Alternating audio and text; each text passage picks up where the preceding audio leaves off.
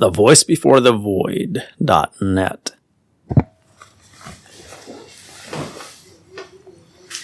The Pearl of Toledo by Prosper Mérimée.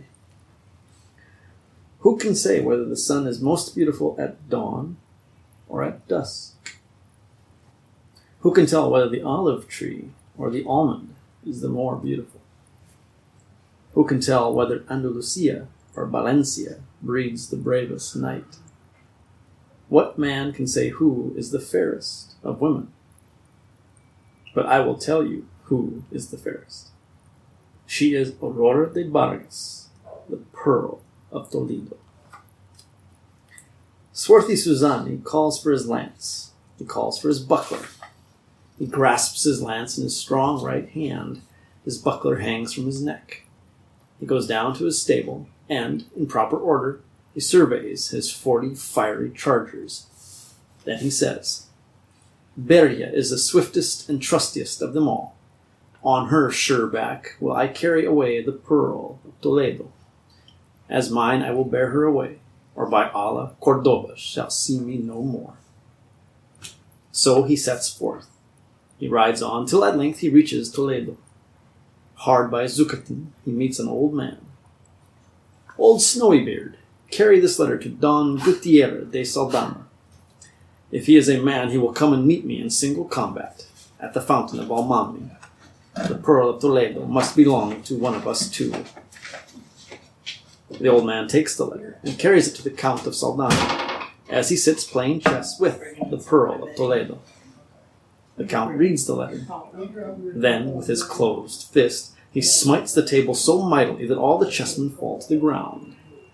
Then he rises and calls for his lance and his steed. All trembling, the Pearl of Toledo rises, for she perceives that he is going forth to combat. My lord Gutierrez de Saldana, do not go hence, I pray. Stay and continue this game with me. I may play chess no longer.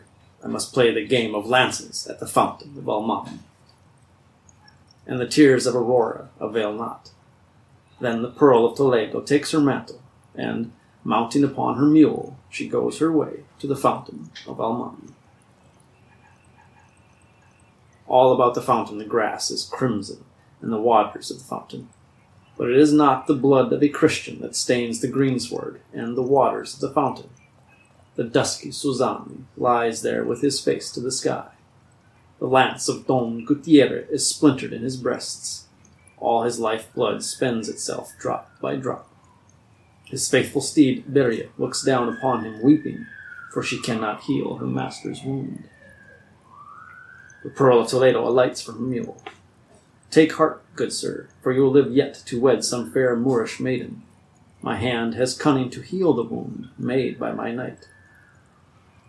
O pearl so white, O pearl so fair, draw forth from my breast the splinter of the lance which rends it.